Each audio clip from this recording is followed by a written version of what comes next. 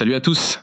Imaginez, en 2014, pendant que Daesh décapite des otages, fait sauter Palmyre et proclame son califat, une grande entreprise française continue tranquillement à produire du ciment au milieu de leur territoire. Et pour que son usine tourne, elle verse chaque mois des centaines de milliers de dollars à l'État islamique et à d'autres groupes terroristes. Cette entreprise, c'est Lafarge. Et ce n'est pas tout. La DGSE, les services secrets français, savaient tout. Absolument tout. Et elle n'a jamais demandé à Lafarge de fermer l'usine. Aujourd'hui, je vais tout vous raconter, documents à l'appui. Accrochez-vous. L'usine au cœur du chaos.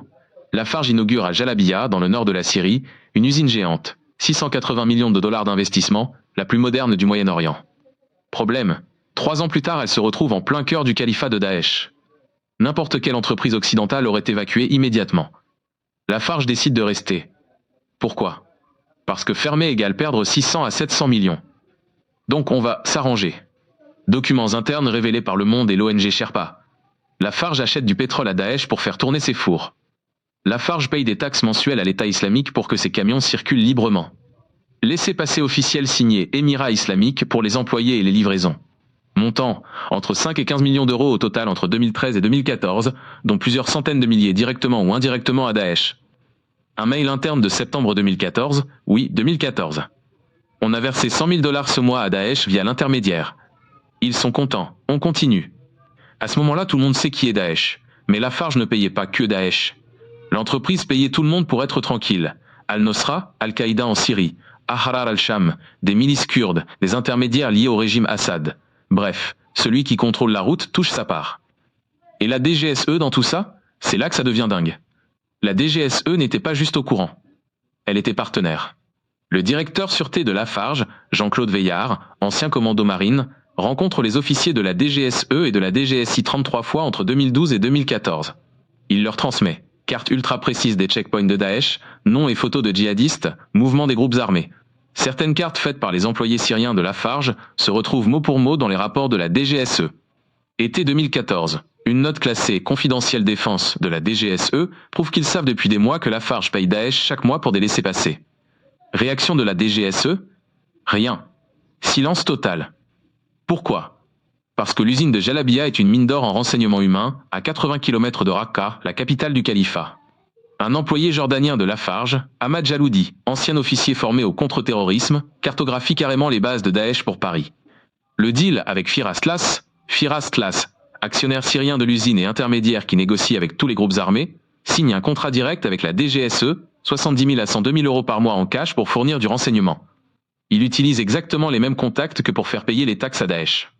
La DGSE le remercie officiellement pour sa forte coopération. Christian Hérault, ex-directeur général adjoint de Lafarge, témoigne. Tous les 6 mois, on briefait l'ambassadeur de France. La réponse était toujours « Restez, c'est le plus gros investissement français en Syrie ».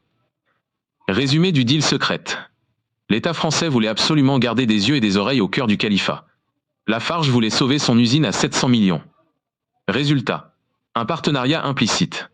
Lafarge paye les terroristes, la DGSE engrange les infos, et personne ne dit stop. Les suites judiciaires. 2016. Le Monde révèle l'affaire. Plainte de Sherpa.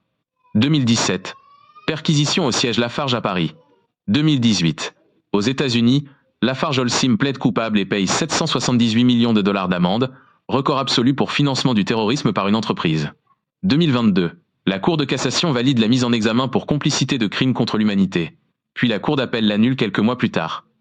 Motif. Lafarge n'avait pas l'intention que des crimes soient commis. Aujourd'hui, en novembre 2025, le procès pour financement du terrorisme reprend à Paris. Lafarge et 8 ex-cadres risquent jusqu'à 10 ans de prison. La défense? On faisait ça avec l'accord tacite de la DGSE et du Quai d'Orsay.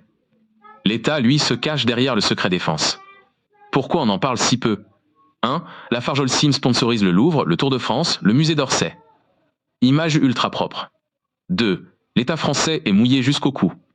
Un scandale complet impliquerait la DGSE et plusieurs ministères. 3. L'entreprise emploie encore des milliers de personnes en France. Trop gros pour tomber.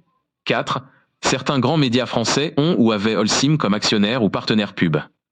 Conclusion. Lafarge a choisi l'argent plutôt que la morale. La DGSE a choisi le renseignement plutôt que la morale. Résultat. Des millions versés à des terroristes qui décapitaient, violaient, détruisaient des villes entières. 10 ans après, les victimes syriennes n'ont toujours rien touché. Et Lafarge Holcim continue de couler du béton pour les stades de la Coupe du Monde et les JO. Alors la prochaine fois qu'on vous parle de responsabilité sociétale des entreprises ou de France qui lutte contre le terrorisme, pensez à Jalabia. Pensez à ces mails où on écrit tranquillement « On a payé Daesh ce mois-ci, tout va bien ». Si cette histoire vous révolte, likez, partagez, mettez en commentaire ce que vous en pensez. Est-ce que vous trouvez normal que la DGSE ait fermé les yeux? Est-ce que Lafarge Holcim mérite encore de sponsoriser le Louvre et le Tour de France? Moi je vous laisse juge. Source en description: Le Monde, Libération, Mediapart, département de la justice américain, ONG Sherpa, documentaire, Lafarge en Syrie.